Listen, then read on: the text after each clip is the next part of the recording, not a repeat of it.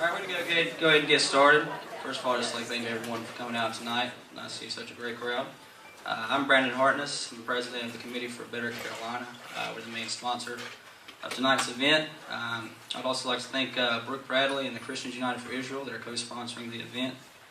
Before we get started, I'd also just like to thank three individuals, Ben Smith, Mark Seelinger, and Chase Massione, who were a big part of helping to get this event together tonight. Tonight we are honored to have with us longtime political activist and best-selling author,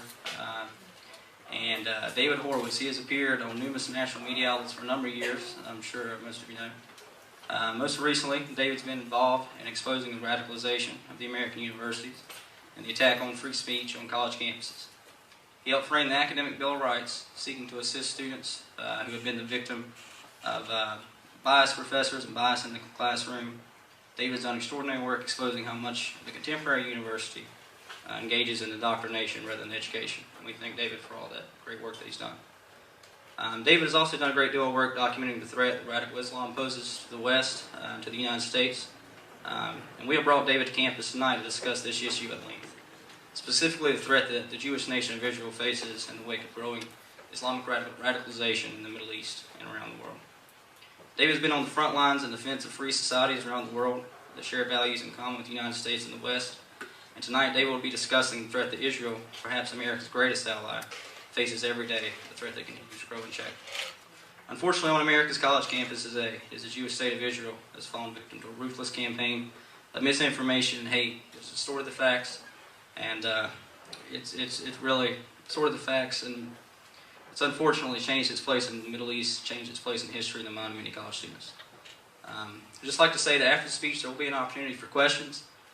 So if you have anything, just keep all the distractions, anything like that, to a minimum, or not at all during the speech, for those who actually came to hear David and want to listen to him. With that being said, I'd like everyone to join me in welcoming to UNC Mr. David Horowitz.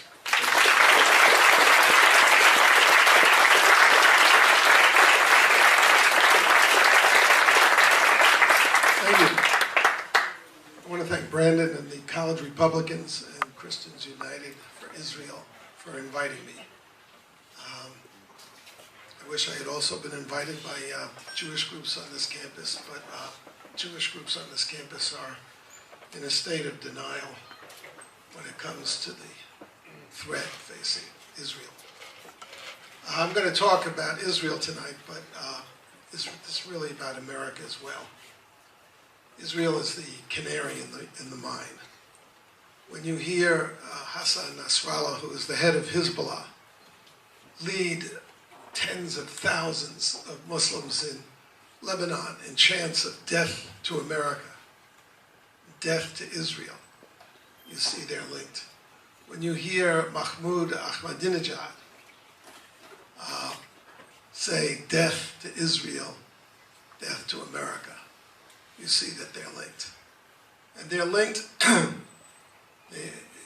the creator of the linkage, at least slogan-wise, was the Ayatollah Khomeini, who is the leader of the first Islamic Republic in the Middle East and of the jihad, the modern jihad against the West.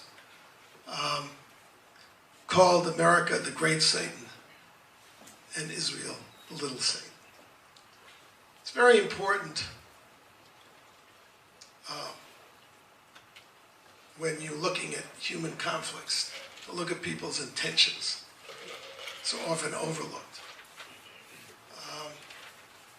Probably none of you ever wondered why we don't have missiles on our northern border pointing towards Canada.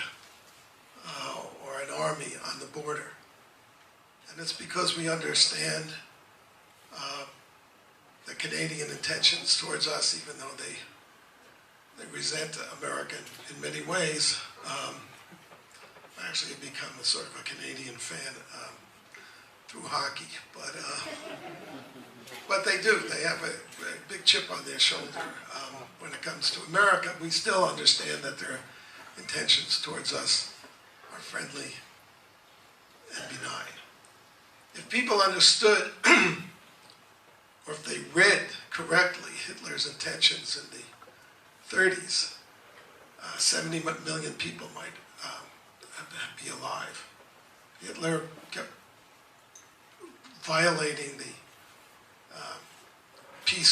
international peace agreements that were meant to keep Germany from re-emerging as a major aggressive power. And he took a piece of Czechoslovakia and a piece of Austria. But there were always people in the West, leaders in the West, who said, we can do business with Hitler, we can negotiate him, we can appease his appetites. And they were wrong. There would be a lot of Jews alive today, more Jews, if they had understood or read the intentions of the Nazis. The Jews, there were 500,000 Jews in the Warsaw Ghetto. But they organized themselves, and the Warsaw Ghetto was an actual ghetto. I mean, they couldn't leave. But they organized themselves so it would be easier for the Germans to kill them, because they didn't believe that the Germans were too civilized to exterminate them. They were too civilized a people. They misread the intentions of the Germans. So I want to begin this little talk tonight by reading some of the statements of Palestinian leaders. Mahmoud al-Zahar is a founder of Hamas, and its current, one of its two main current leaders. And he has said, "There is no place for you Jews among us, and you have no future among the nations of the world. You are headed for annihilation." Ahmad Bahar, who is acting chairman of the Gaza parliament and a member of Hamas, said, "Be certain that America is on its way to disappear. Allah take hold of the Jews and their allies. Allah take hold of the Americans and their allies. Allah count them and kill them to the last one, and don't leave even one." Chairman of the Gaza parliament. On the Hamas website, the official website of Hamas, there's a video of a Hamas suicide bomber. And he is seen saying this: "My message to the Jews is that there is no God but Allah. We are a nation that drinks blood. And we know there is no blood better than the blood of Jews. We will not leave you alone until we have quenched our thirst with your blood, and our children's thirst with your blood." Nasrallah, the head of Hezbollah, has said that he hopes that we Jews will gather in Israel so he won't have to hunt us down worldwide. Yusuf al-Qaradawi is the spiritual leader of the Muslim Brotherhood. Spoke to 1 million people in Tahrir Square and said this: "Throughout history, Allah has imposed upon the Jews people who would punish them for their corruption. The last punishment was carried out by Hitler. By means of all of the things he did to them, even though they exaggerated this issue, he managed to put them in their place. This was divine punishment for them. Allah willing, the next time will be at the hands of the believers." In other words, Islam will finish the job that Hitler started. The Prophet Muhammad has said, "The day of judgment will only come when Muslims fight the Jews and kill them, when the Jews hide behind the rocks and the trees, and the rocks and the trees cry out, 'O Muslim, there is a Jew hiding behind me, come and kill him.'" That saying of the Prophet is in the Hamas Charter, which also says Islam will obliterate Israel as it has others before it. On American campuses across this country, members of Students for Justice in Palestine and the Muslim Students Association chant, "From the river to the sea, Palestine will be free." The river is there, that's the Jordan. The sea is there, that's the Mediterranean. That's Israel. From the river to the sea, Israel, Palestine will be free, is a statement of intention to obliterate the state of Israel. Israel is fighting for its survival against people who want to destroy it. What is Palestine? It's not an Arabic name, Palestine. It's a name that was given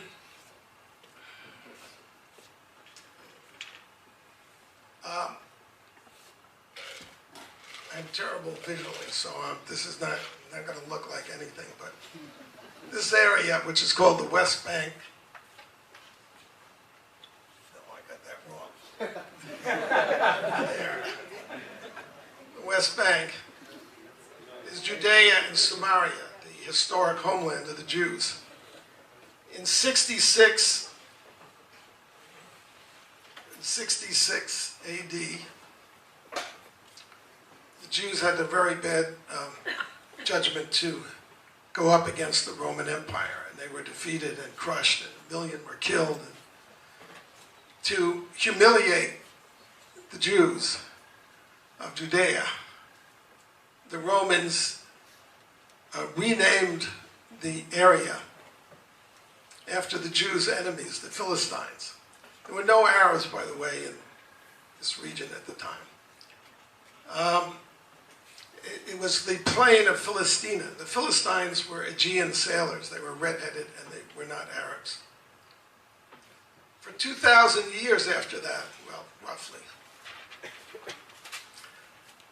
2,000 years after that, there was no people calling itself Palestinian. In fact, there was no people calling itself Palestinian in effect until 1964, 15 years after the State of Israel was created, which is one of the reasons that Newt Gingrich said that the Palestinians are an invented people. They were Arabs who lived in this region. Palestine is the name of a region. It's like New England. In 1948, if you talked about Palestinians, you'd be talking about the Jews.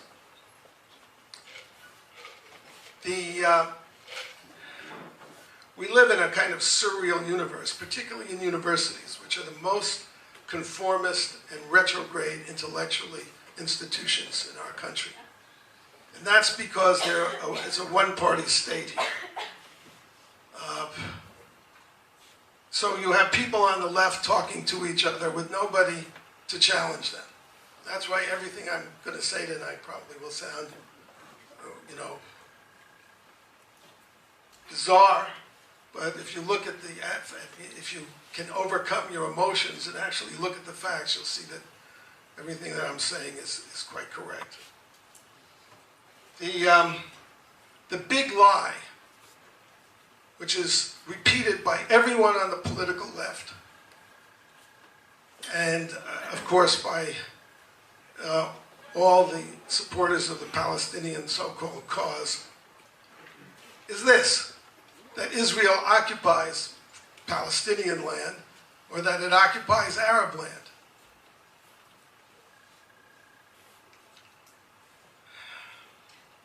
The land that Israel was created on, which is the same land that Syria, Lebanon, Iraq, and Jordan were created on, belonged to the Turks for 400 years prior to that. Turks are not Arabs. The Turks had the bad judgment to join the losing side in the First World War. So the Ottoman Empire was dismantled. And this is just part of international law and international tradition. Of course, the victors decided that the Germans and the Turks, therefore, were aggressors. So they got to divide up the Ottoman Empire. And of course, Woodrow Wilson was against empires anyway. And they carved out 5 nations that I mentioned. And they created these mandates that the British and the French had. And the Palestine Mandate referred to a region, not a people. There were Arabs living in this region, but there was no Palestinian people. And let's see, just so you, this is the West Bank, and Gaza is somewhere down here. Okay. This was the Palestine Mandate. This is 80% of the Palestine Mandate. These two combined is 20%. This whole region is like New England, it's Palestine. In 1922, Churchill gave 80% of the Palestine Mandate to Jordan. Created the state, it was called Transjordan, but Jordan. 70% of the people living in this area are Palestinian Arabs. You never hear anybody complain. And Jordan is ruled by a Hashemite monarchy. Hashemites being ethnically different from the Palestinians who live here. Where's the movement for the self-determination of the Palestinians of Jordan? There is none. There is none, because the agenda of the left and of the Palestinians is to push the Jews into the sea. That's it. It has nothing to do with self-determination. If it did, bye everybody.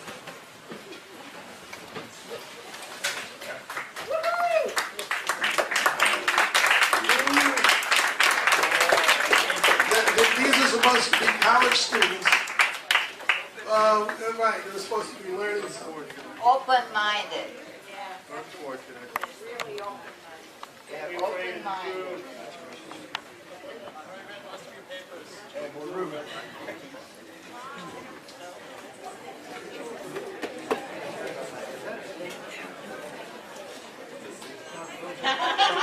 Actually, I was here, I was on this campus 11 years ago. Is that on camera? I had a similar walkout.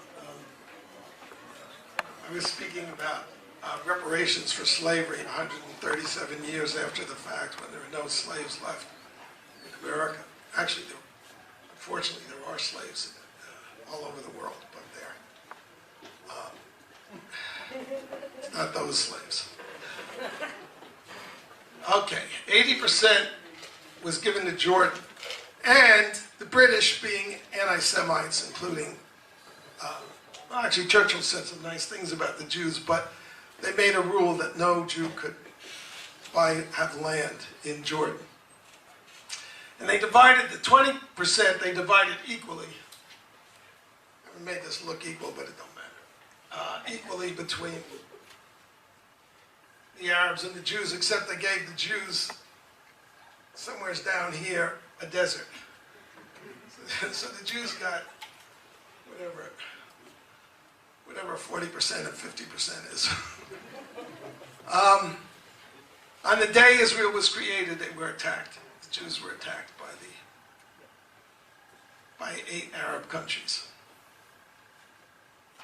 That war has never ended. That is an aggressive war against the Jews.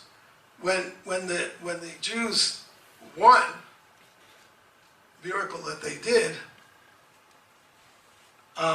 they wanted to sign a peace, so that and have a Palestinian state. But the Arabs did not want a Palestinian state, and they have rejected it every time it's been offered, because that's not the agenda.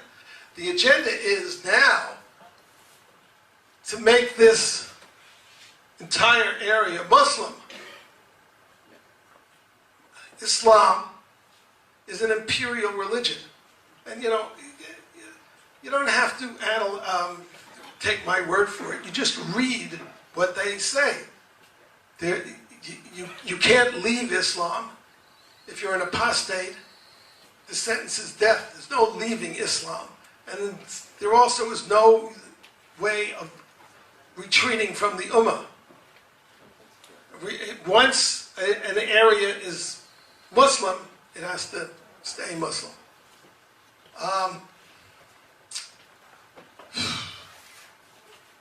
Now what happened in 1949 when this war was over?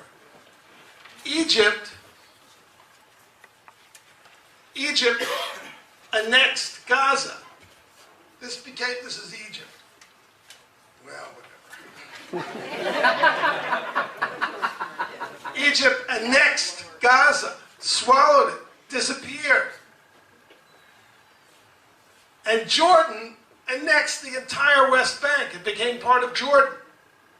Not a peep out of the entire Arab world about the annexation of Gaza and the annexation of Jordan.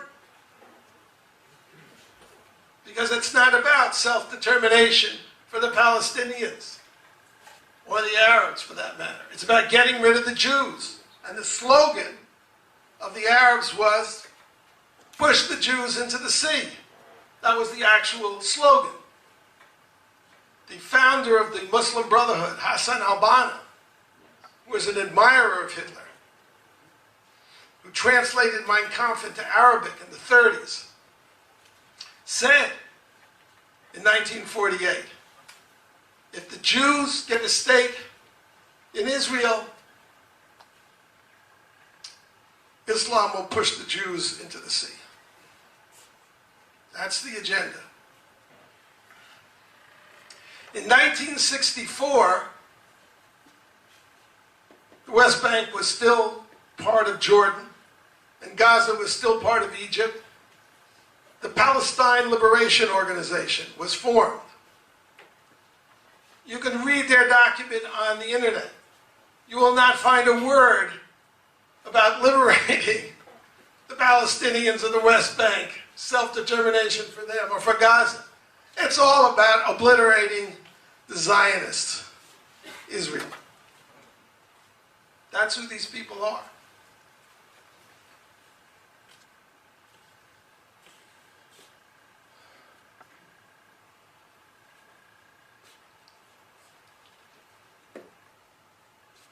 The West Bank and Gaza became released from, or liberated from, Egypt and Jordan as a result of the '67 war. The second aggression by the Arabs to destroy the Jewish state. Israel offered then, I'm going to come to the Gaza story in a bit here, offered to give Gaza back to Egypt and tried to give Jordan back to the West Bank, Judea and Samaria, the historic homeland of the Jews, give it to Jordan. And they refused. And in fact, the Arab aggressors all met in Khartoum in 1967, and they came out with a statement which is always referred to as the three no's. No recognition of Israel, no negotiation, no peace. And that's why Israeli troops are stationed here in these areas. So there is technically there's an occupation in that sense. You have an enemy who wants to kill you, destroy you, eliminate you, and we will not sign a peace. What do? Israel, I've drawn a terrible map here because Israel is teeny little, it's got a little waistline here of about 9 miles, which you can drive a tank across. How fast does a tank go? I don't know, in 15 minutes or 20 minutes. And of course, a rocket, it's instantaneous. Completely indefensible. What is the international procedure, the international law, the international tradition for dealing with aggressors when they lose? It's to redraw the map so that their victim has a greater ability to defend themselves the next time. Germany attacked Poland twice in the 20th century. So in 1945, the Allies took the entire region of East Prussia, which was the industrial heartland of Germany, and gave it to Poland. Gave it to Poland. I wish I'd forgotten the names. You know, you get to a certain point in life, the names go out. But Gdańsk, well, anyway. Gdańsk, Poland. Gdańsk, yeah, it's Poland, but it used to have a German name that I forgot. Anyway, how many people had to be resettled? How many Germans did they pull out of East Prussia and resettle? 12 million! 12 million Germans were uprooted from their homes that they had lived in since the 12th century or whatever. I don't know this history very well either. But it's hundreds and hundreds of years. And nobody complained.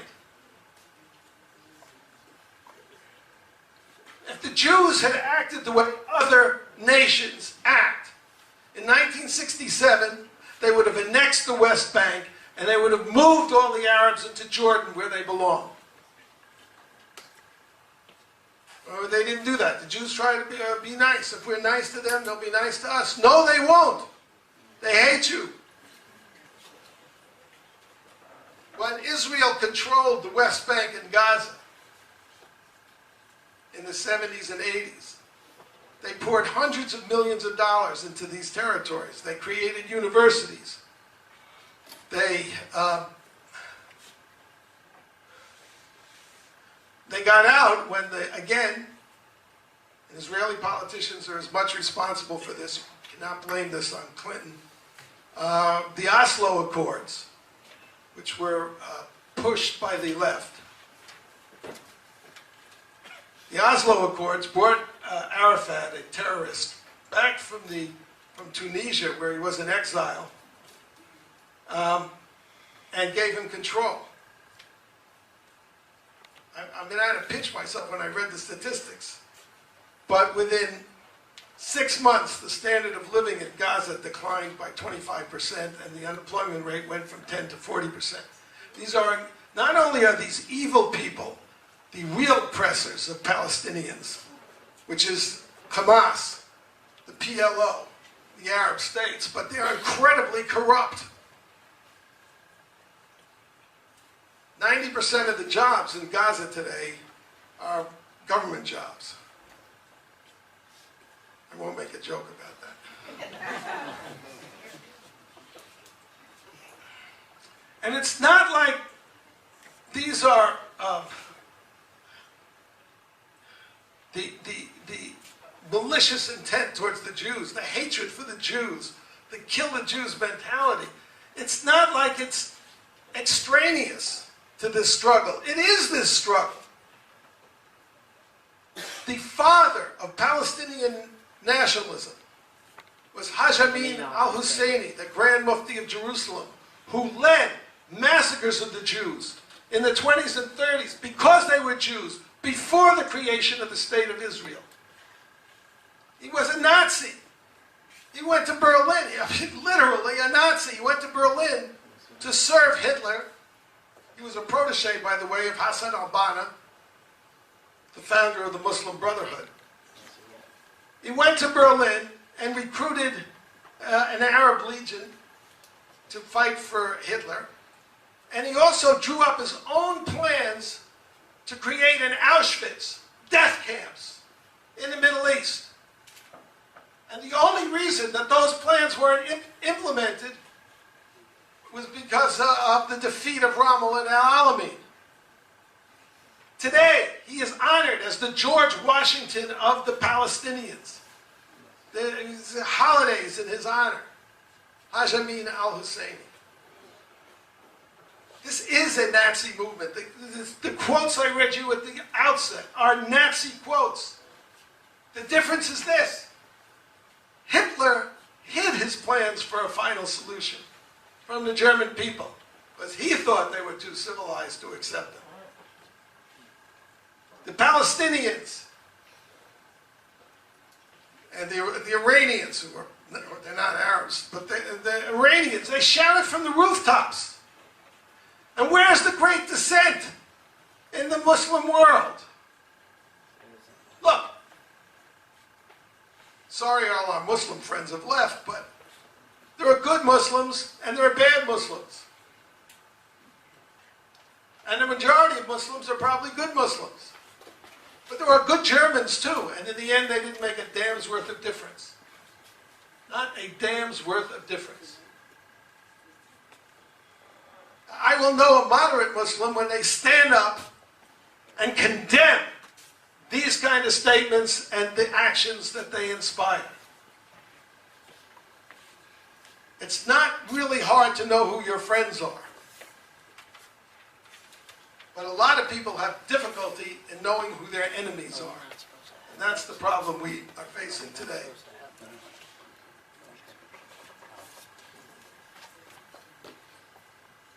Since Gaza is, for the younger people here, is something that they remember, let's go into Gaza. As I said, the Jews offered to give Gaza back to Egypt. Now, the reason they were occupying Gaza, and Egypt rejected it, the three no's: no negotiation, no recognition, no peace. The reason that they occupied Gaza was they had been invaded twice. Well, actually, 3 times. Because they were attacked again in 1973. But at some point, of course, there's all this global pressure. Why is there a global pressure? Not only because Islam is global, but also because the left, the secular international left, which is supposed to care about women and gays, were hung from cranes in Islamic country. And women, there is no greater oppressor of women in the world today than Islam. With that, there isn't even the slightest question. 90% of the women of Egypt have their clitorises sliced off from Muslim custom. And most of these clitorectomies are done without anesthetic on adolescent girls with kitchen knives.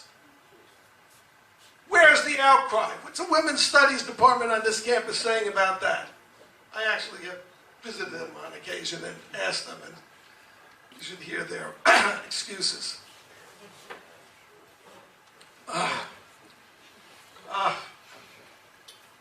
So Gaza, Sharon decided that Israel would unilaterally withdraw from Gaza, because there's this incredible pressure that comes. It's the settlements that are the problem. There were 7,500 Jews in Gaza. Why are settlements a problem? There are more than a million Arabs settled in Israel. It's not a problem for it's becoming a problem because they're increasingly being swept up in this Islamic revolution that's taking place that we ludicrously call the Arab Spring. It's the Muslim winter is what it is. Why are settlements a problem? What's wrong with Jews living in the West Bank? It's because the Arabs are racist. I mean, racism isn't obvious, but it's the same idea. They hate the Jews and they don't want any Jews living there. How do I know? Because Mahmoud Abbas, the head of the PLO, has said so in so many words. There are not going to be any Jews in a liberated Palestine. How much clearer does it have to be? And yet, there's not a Jewish organization on this campus that is supporting this speech. Whether you agree with it or not, if you're a Jew, you should understand that this is a speech to defend the Jews. It's an utter disgrace. So Sharon decided we're going to unilaterally, and of course Jews don't want to be occupiers. Why should they? They're too busy creating cell phones. It's the most creative, productive society on the face of the earth, which is also why the Arabs hate Israel. Because of their creativity and productivity, because it shows how, what a blight Islam as it is currently interpreted is on the Arab world. There are 300 million Arabs, there are 5 million Finns, and Finland, if you take away the oil that God in one of his black moments put under the earth there, if you take away their oil, their gross national product is less than that of Finland. And why is that? Well, part of the reason is that they keep all their women ignorant. They can't go to college. One of the reasons they overthrew the Shah was because he allowed women to get educated in Iran. The Ayatollah didn't like that. So the illiteracy rates are humongous in the Arab world. No wonder they're backward. So Sharon decided we're going to remove this pretext for not signing a peace treaty. He misread the intentions. Okay, so they evacuated Gaza unilaterally. They also evacuated the 7,500 Jews who did not want to leave.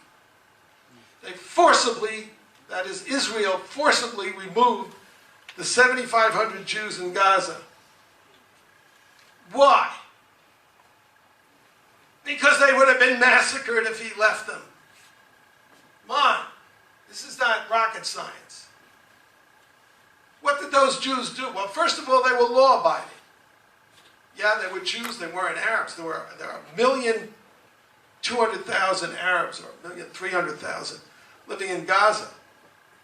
The Jews, not only were they law-abiding, but they created a horticulture industry with greenhouses and irrigation and so forth. And they produced 10% of the entire gross national product of Gaza. Not a rich country. 10% is significant stuff. And if I may be self-critical about my own people, this is how sappy we Jews are. To make this peace gesture complete, to put the ribbons on it, Mortimer Zuckerman, the publisher of U.S. News, collected $14 million from Jewish philanthropists to buy the greenhouses and give it to the Palestinians or the Arabs, whatever you want to call them, of Gaza, as a peace gesture. On the day Hamas took over Gaza, on the day the Israelis left, Hamas destroyed the greenhouses, the irrigation, the whole industry, and started firing rockets into schoolyards in Sderot. They still doing it. 8,000 rockets have been fired. And what kind of rockets are they? They're not rockets that you hit a military installation with. They're incredibly inaccurate. They're just terrorist weapons against civilian populations. These are Nazis. That's who they are. And yet, on college campuses, we have people wringing their hands over the poor Gazans because after 3 years or whatever it was of accepting the unacceptable, how long do you think a country like America would allow, say Canada, to launch rockets into schoolyards in this country with no reprisal? But the Jews did it. And then when they struck back, all you hear on college campuses is people crying over civilians that were killed in the attack. Well, why were they killed in the attack? Well, Hamas put its headquarters under a hospital. Hamas installs its rockets in neighborhoods where people live. And you would think that there wouldn't be so many idiots in the West who would fall for this, but there are.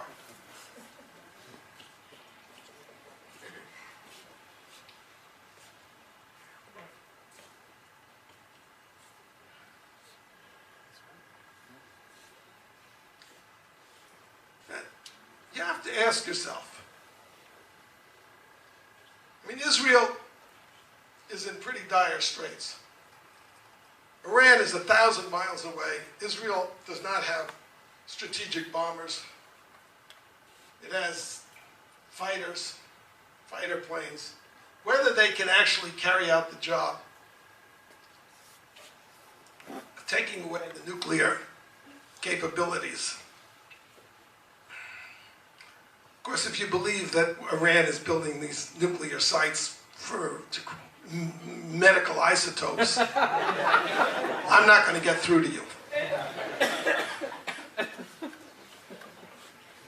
Israel is in a very hard place. A lot of it its own doing. Arafat was in exile in Tunisia. The Jews brought him back, armed his terrorists with 40,000 weapons.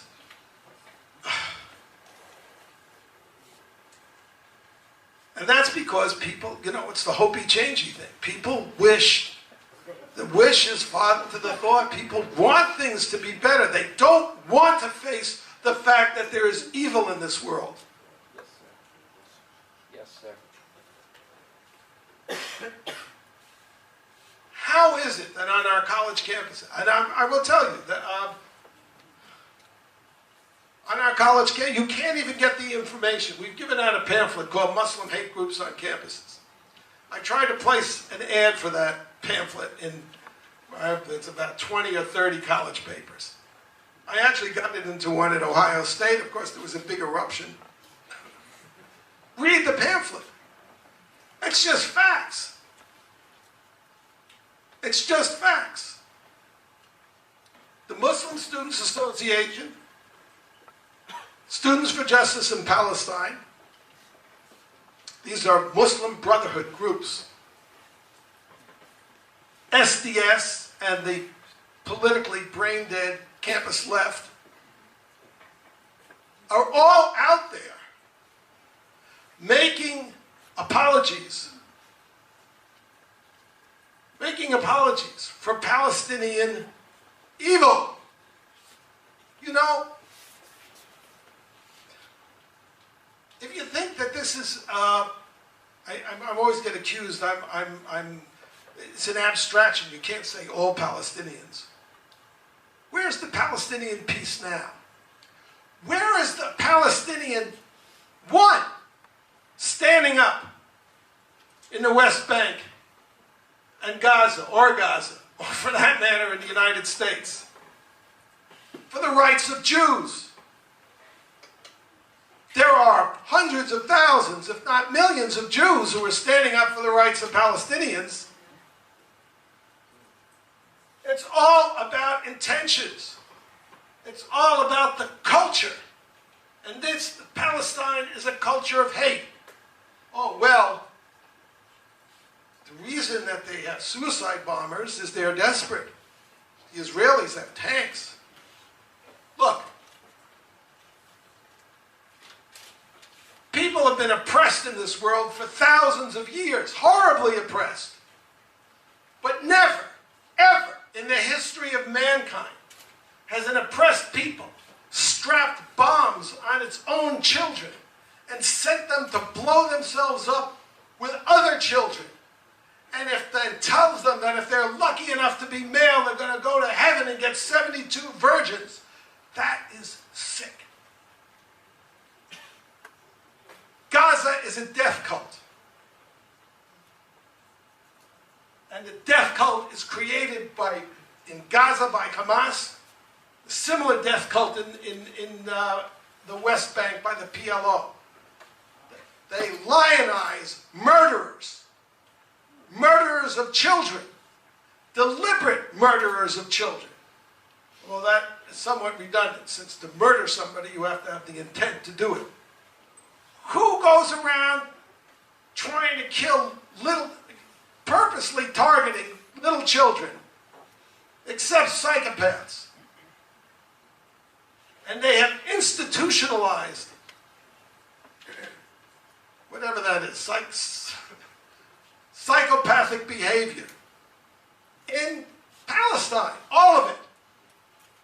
You can see it on the web. It's really easy. You watch these people preaching it. You see the little kids they're dressed up like suicide bombers. I actually saw a really good documentary on HBO. It was called The Death in Gaza, done by liberals. And they followed these kids who were 12 and 13 years old, who were hanging around Hamas and aspiring to be suicide bombers. And they wrote poems in their class about becoming a suicide bomber. A very, very sad picture. One of the kids, I forget the incident, but he was participating in something with Hamas, and he got hurt, but seriously. And then he's a little kid, before he's boasting to be a suicide bomber, and then he's a 12-year-old in pain, screaming, bleeding all over this hospital table. Then he showed there was another sequence where they're playing scissors rock, the terrorist, Hamas terrorist, with the 12-year-old. And they're playing scissors rock, Paper. Paper, thank you. And then when the kid goes out or goes back home, the filmmaker interviews the terrorist and says, I see, you use this kid as a runner and a lookout. Isn't that a little dangerous for a 12-year-old? I mean, he could get killed.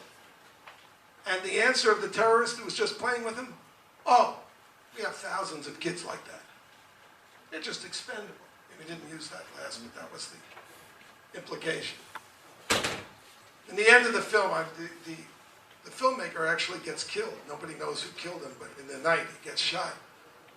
But they have a sequence, and they show the kids afterwards, after they come through the terrible experience of being in pain, and they've been hanging around with these filmmakers, and they ask them now what they want to be, and they say, filmmakers. That's how sick it is. This is a whole society geared to bringing up its children to kill Jews. Now, why is the left? I've talked to, these are not stupid kids. They're very bright kids, actually, when you talk to. Why have they been sucked into this?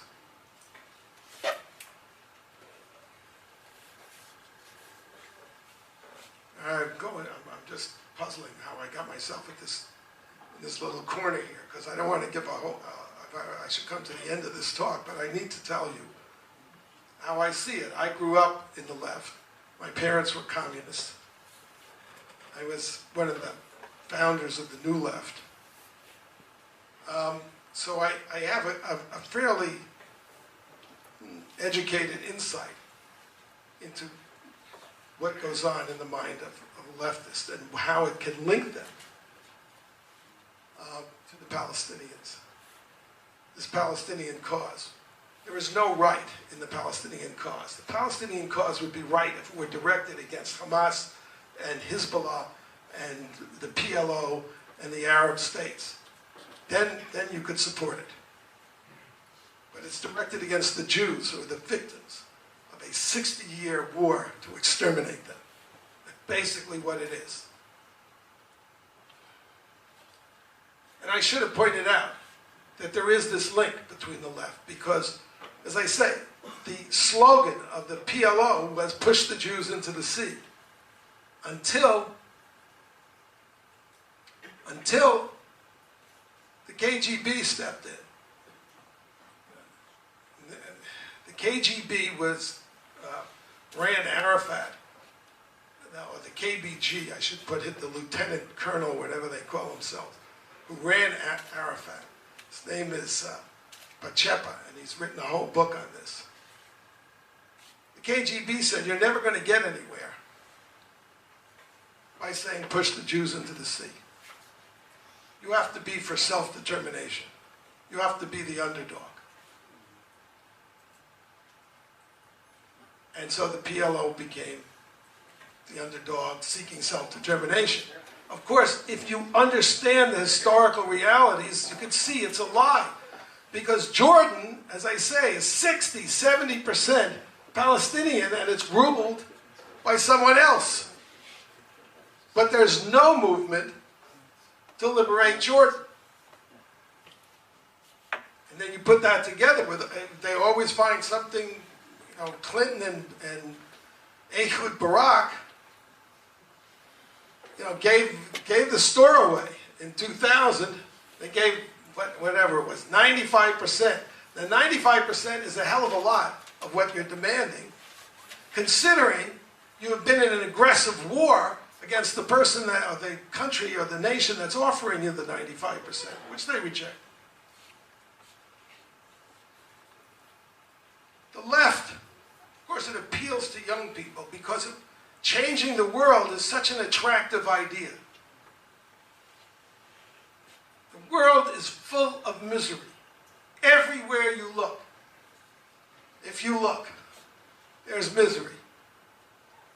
Abuses of children, abuses of dogs and cats and horses. Everywhere you look, there's misery.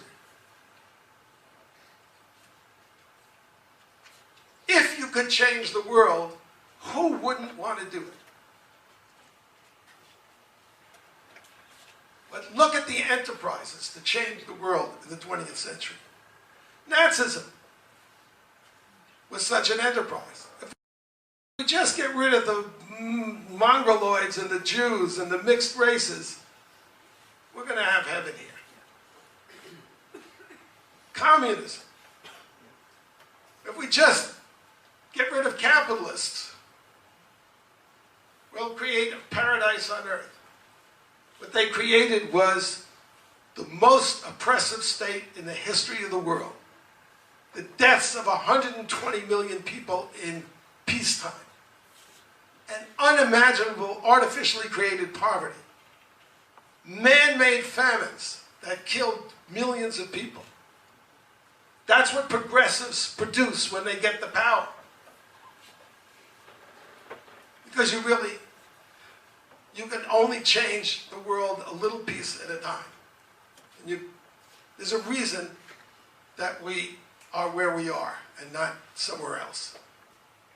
It's human nature. It's human psychology. You could read all of the Marxist texts in the world that will never, ever encounter in the text or look at what people are actually made of and why it's so difficult to change things.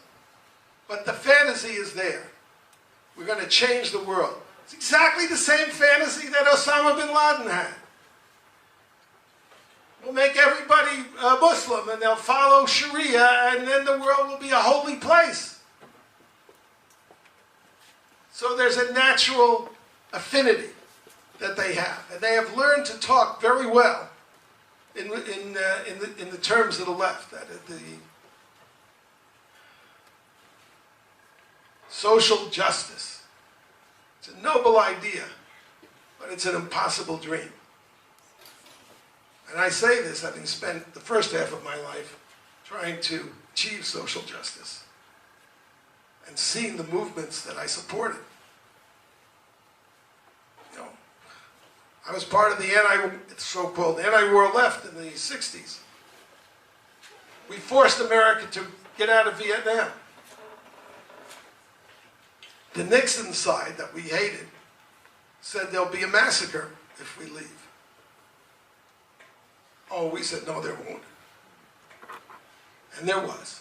They killed 2.5 million people, the communist state. And there wasn't one leftist protest against that. The hypocrisy over the oppression of women and the oppression of gays. Where's the only place in the Middle East you can have a gay pride parade? Israel.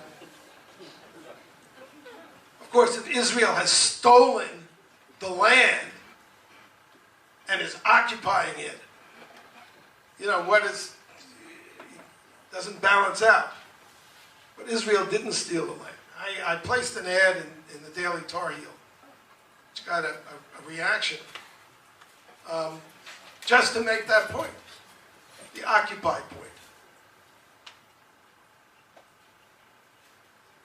I am not optimistic. I am an optimist by nature, otherwise I wouldn't be here. Attempting to reach people on this campus. And you see how hard it is. There are very few students here. And that's because people, you see the left is very, very good at character assassination. You're seeing it happening with Rush Limbaugh right now. I'm glad we have some leftists here, that's good. You can see it happening with Rush Limbaugh. Bill Maher is a true misogynist, a hateful person, and his comments about women, which I would not repeat here tonight, are, whatever, 1,000 times worse than Limbaugh's.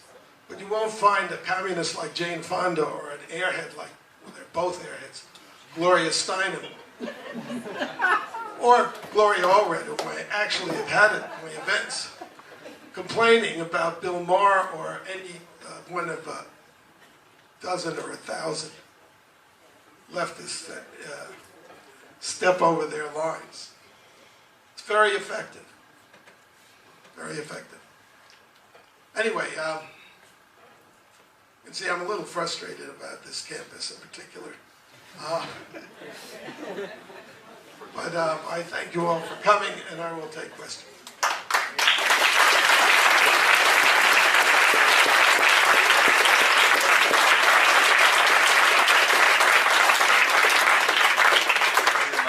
Thank you very much, David. Yeah, we're just going to take questions. A few from each side of the aisle. We have someone walk around with the microphone, so you can start right there.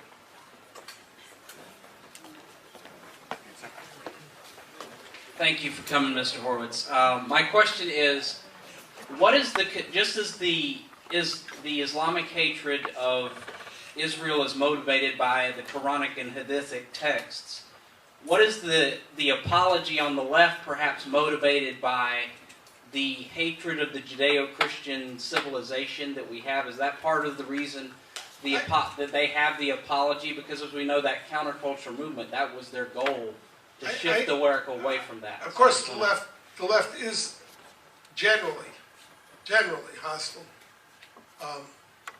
to religion because it's a rival religion. That's what it is. It's about a redemption in this life.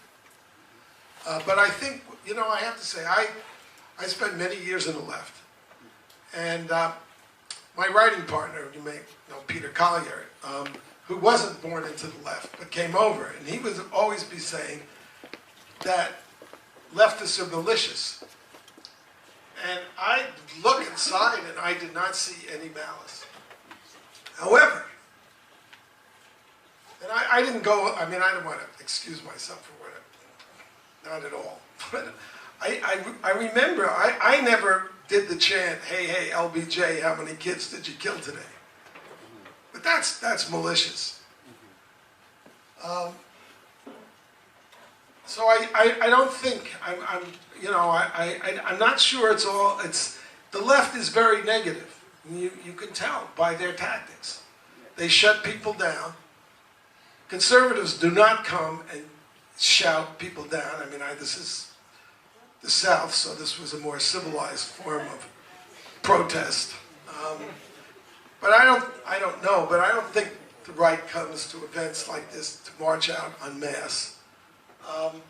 It certainly doesn't call its opponents the kinds of names that people like me routinely get called, or misrepresent what they say so as to better to skewer them.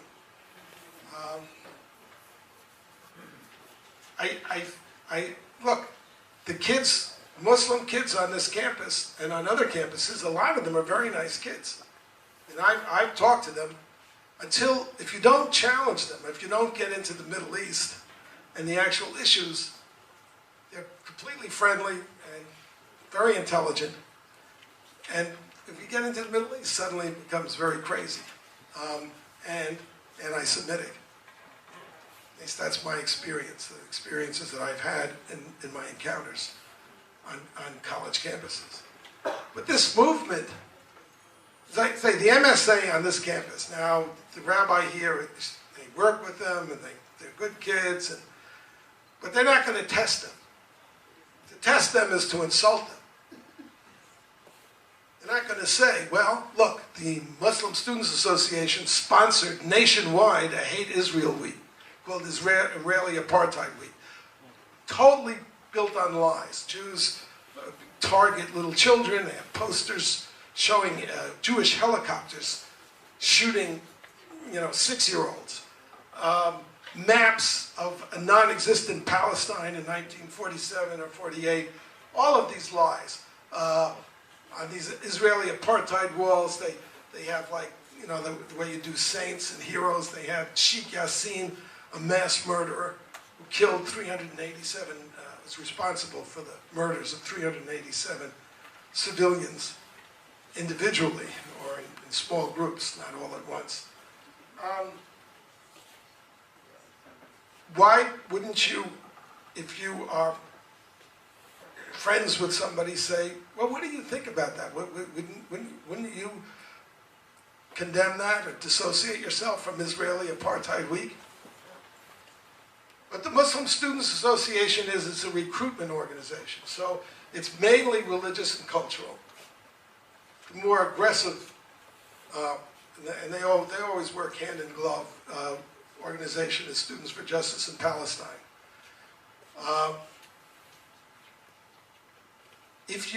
What they do is they get the kids who they see have potential to move up in the Brotherhood. In that pamphlet, there's a page in which it lists what the careers of, I think it's 9 former presidents of Muslim Students Associations, who all went on to leadership positions in Al-Qaeda and other terrorist organizations. The most famous one being Anwar al-Awlaki, who was the MSA president at Colorado State. Now, we're not talking about somebody who came in to pray. We're talking about somebody who was elevated to be president of the organization. When I was attacked by Hillel on this campus last year, I did some research and I looked at the Muslim Students Association site. It's all pretty much, it's all religious and cultural. But then they have a summer training program. I would call a cadre training program. All of the instructors came to teach the class that they were giving to their students were members of the Islamic Society of North America, which is a brotherhood front. Yep. So it's very sinister. I mean, when I grew up, my parents, they were communists, but I never heard that word pass their lips. They were progressives. That's the way they described themselves. My mother actually was a registered Democrat.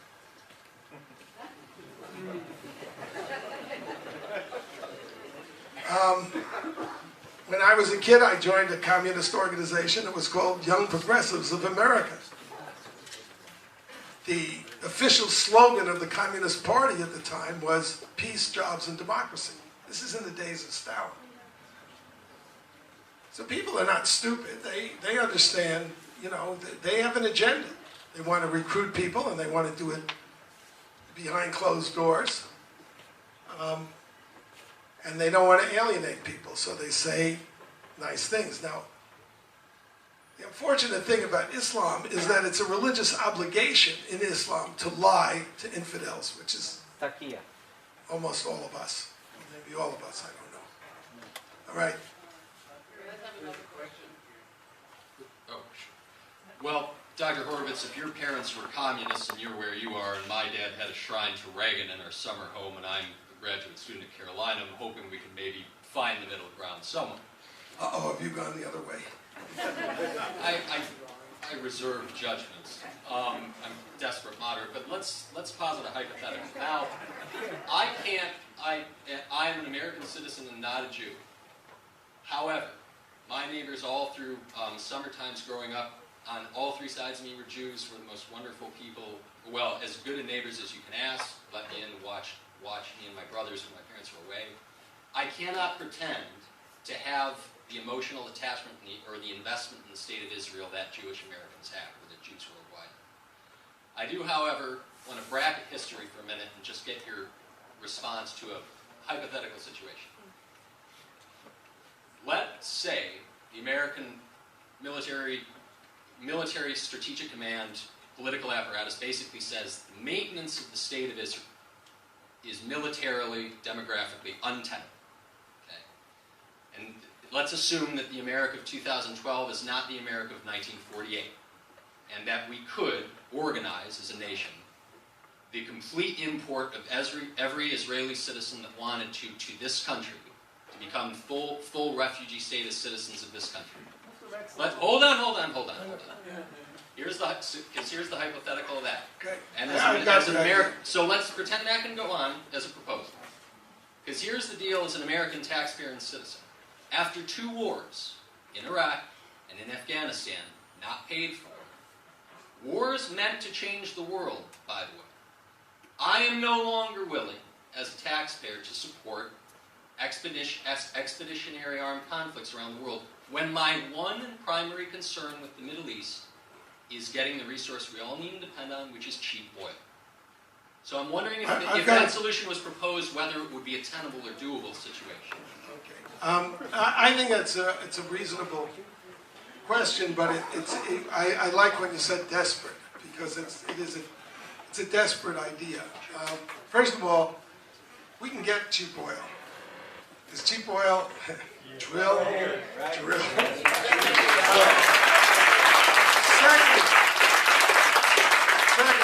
I believe that I've written a book on this. It's called Party of Defeat, and it would be another lecture.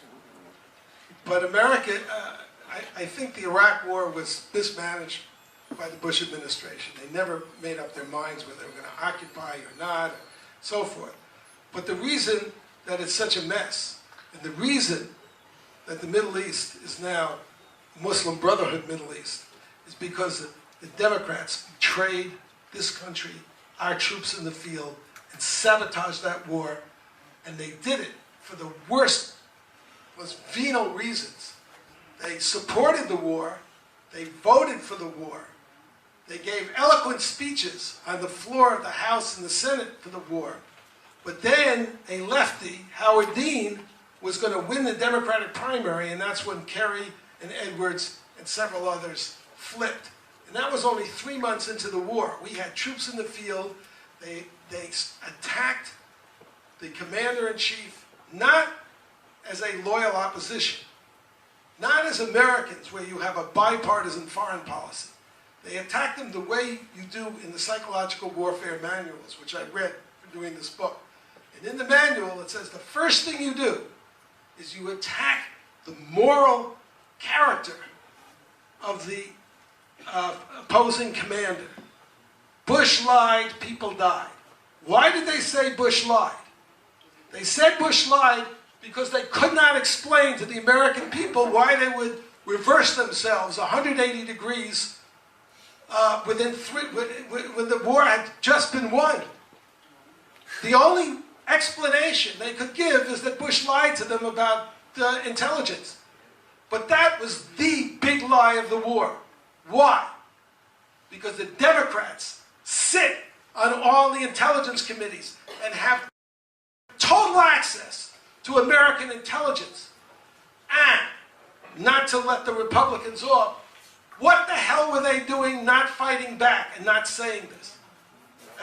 They walk around on eggshells when Democrats betray and get our troops killed, which is what they did. The New York Times, 60 pages, 60 front pages on Abu Ghraib. 60 front pages. In the entire Second World War, while the Jews were being eliminated. You're not answering my question.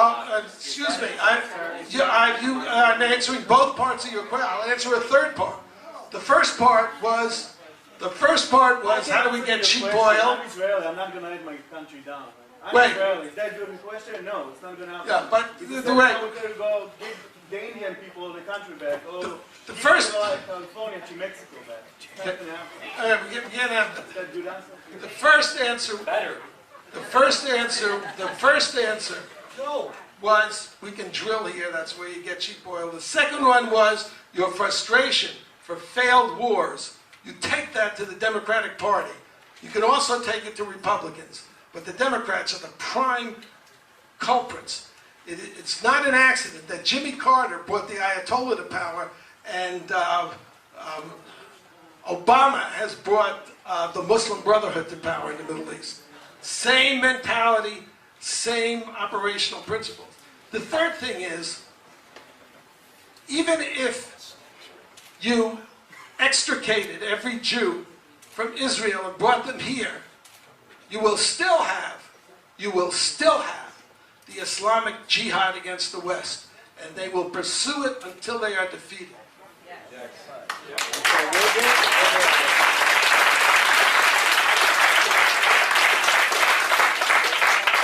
I want to respond to the previous speaker. Yes, my question is, who do you think really paid for this war, or that war? In 1945, I set off a booby trap on Okinawa. I helped pay for winning World War II.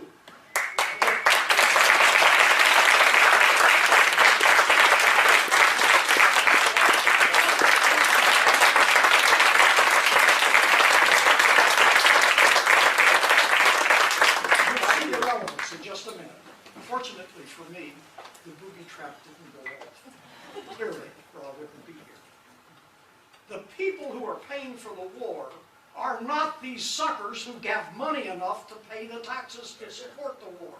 It's the damn victims who are sent over there to risk their lives and go crazy. Now, what does that have to do with tonight? I would have never been in World War II. There would have never been a World War II. If Hitler had been stopped when he said what he was going to do and proceeded to do it,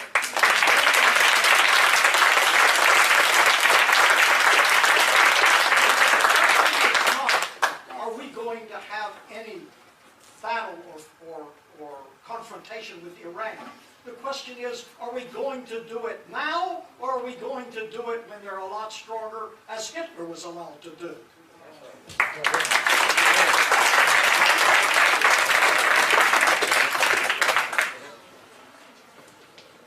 So, changing the subject a little bit, to culture. You had mentioned culture. And you had said it's all about culture. And I agree with you. Okay? You're a conservative. But what are we doing about culture? You've come on, you've talked about the campus, you've talked about, well, just let me finish my question, please, sir.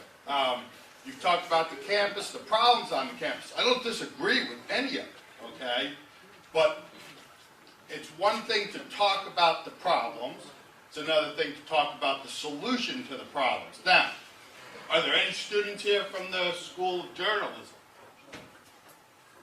Wonderful. Okay? So are we going after what is the biggest influence of culture, American society? Well, who are the biggest deniers of this country being a Judeo-Christian country, being founded on principles and wanting to change those principles? I say it's our media, I say it's our journalists, I say it's the people not telling the citizens of this country the truth, and I think that originates in schools of journalism and journalistic ethics. I spent the last 7 years attempting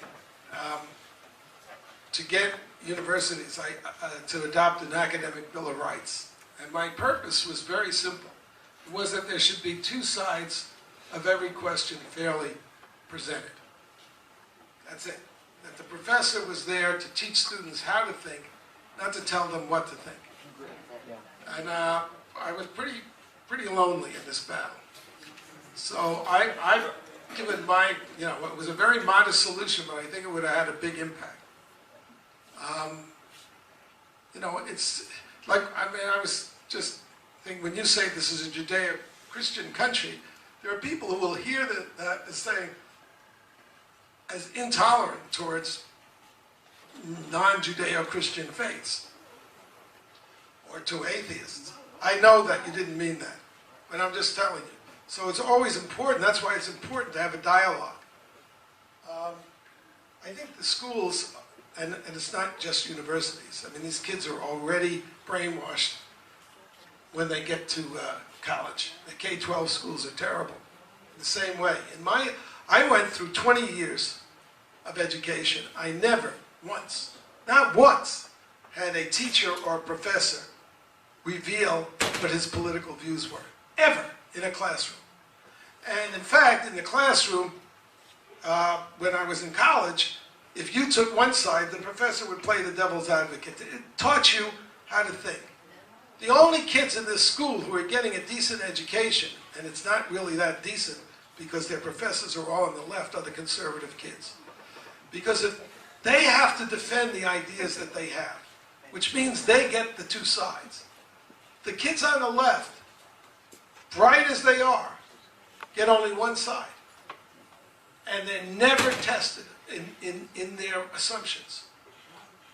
It's a great tragedy. And I found two leftist professors. I did this for 7 years. I've written 5 books on the subject with the solutions, and I tried every which way. I tried to put intellectual diversity in the diversity, they have these, this school probably spends millions every year, probably $10 million. And it's got diversity deans and diversity offices. All you have to do is insert intellectual diversity. Could not get it done. So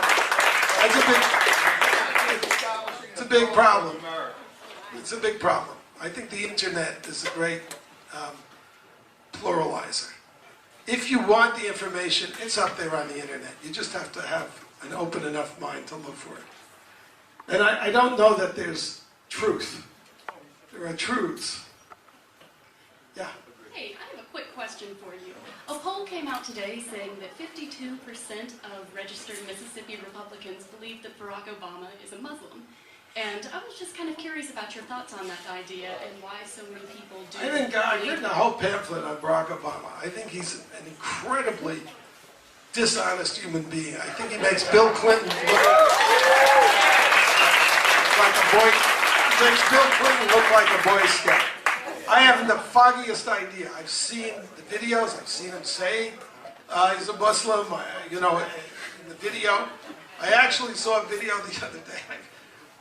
When I was a kid, was Tom Mix was listening to the radio. We didn't have TVs, and he had the slogan, "I believe only nothing that I hear and only half of what I see."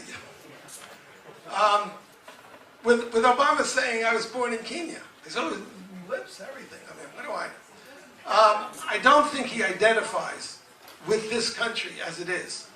He identifies as leftists do with a future America that they're going to create.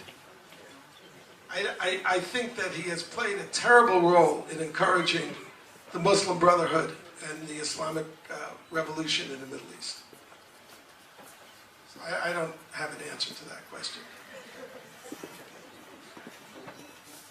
I have a comment before I ask the question. I'm the father of an Iraq War veteran, and it is very distressing to me for him to be considered a victim or in some way damaged by that. I do feel it was a waste of his time going there, but I don't think our soldiers should be spoken of in that way. My question to you is, having gone through sort of a change through my life as you have, perhaps not as radical, and reaching an epiphany with Ronald Reagan, I'm wondering if you can help me understand, as well as for young students, how it is that people of our maturity still hold on to progressive fantasies, even when they should know better.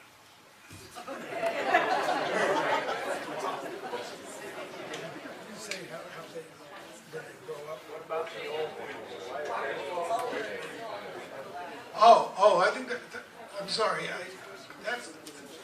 Look,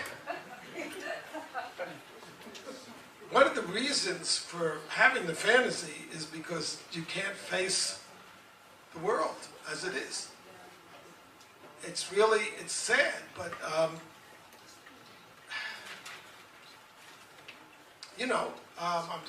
trying to think of a simple example, but it's very hard to come to terms with reality. Conservatives are rooted in the real world. They accept the limits on people. People are not going to change dramatically.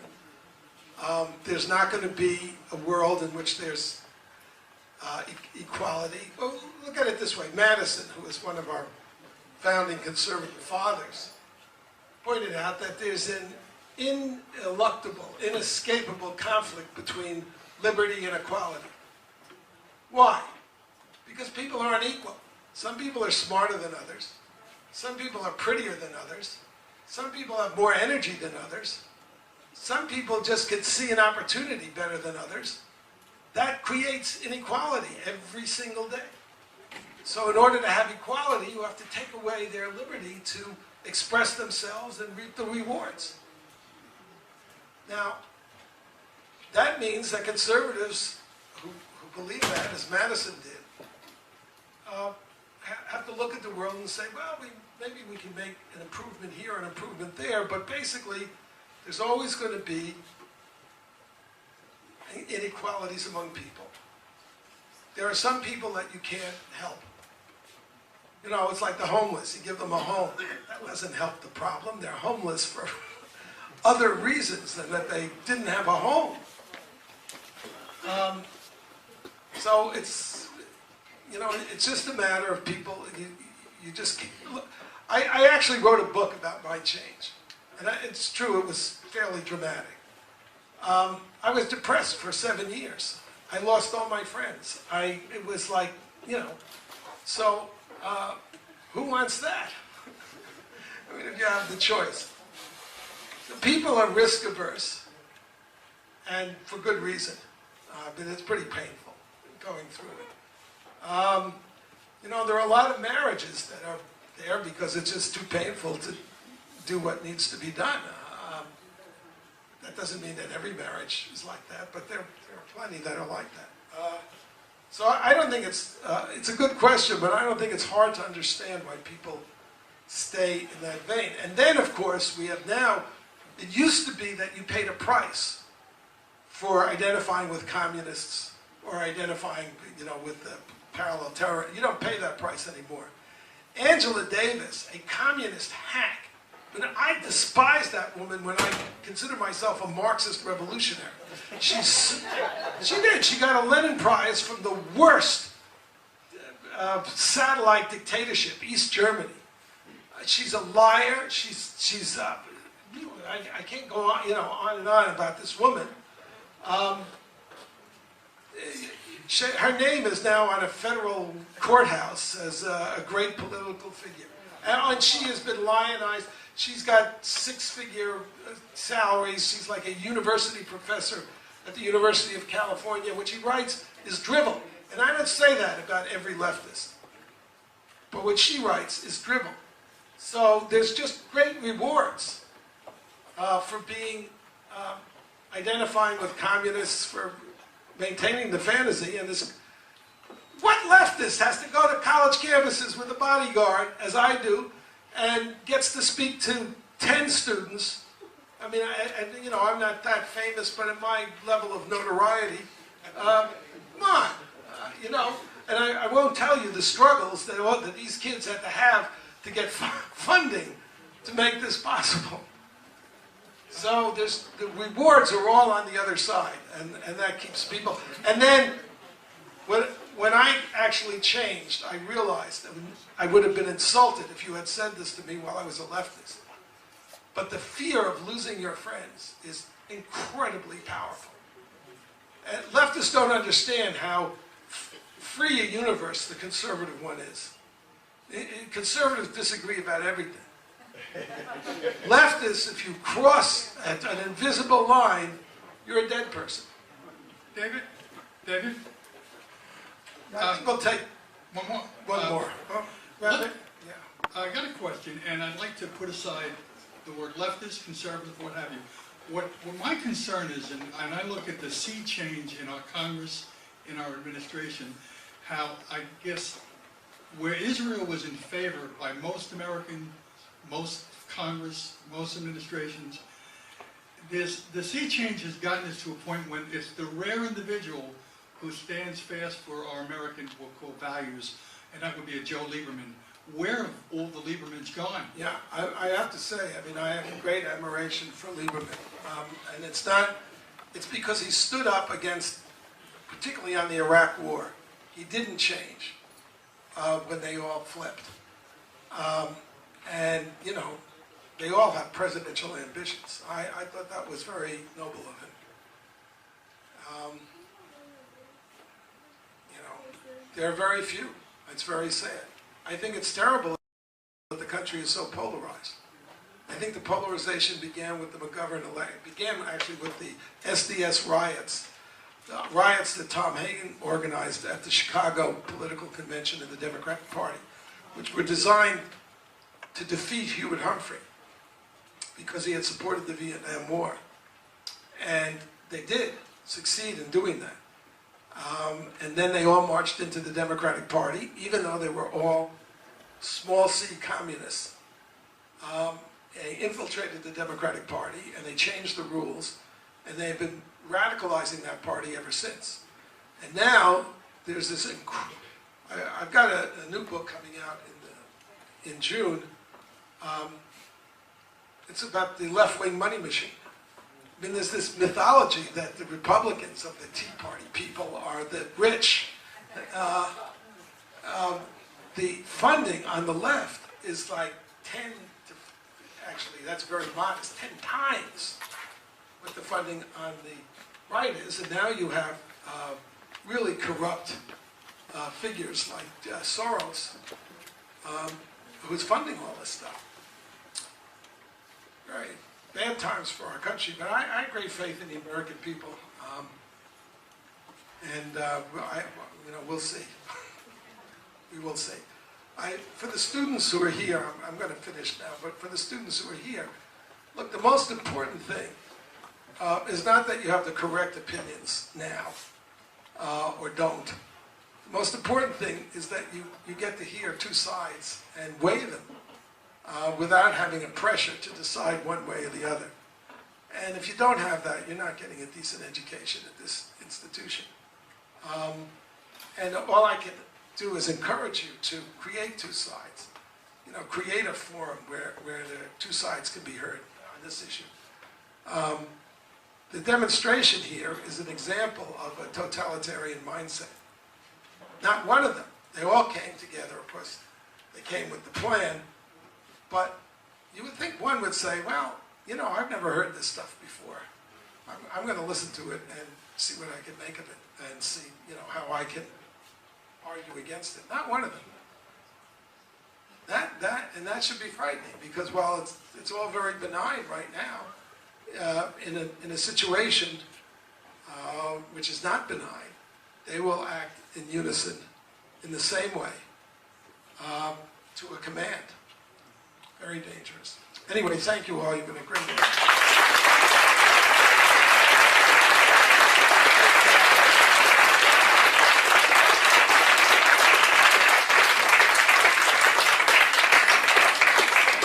I'd like to thank everyone for coming out. It's a great event. Hope you all have a safe trip home. Thank you very much.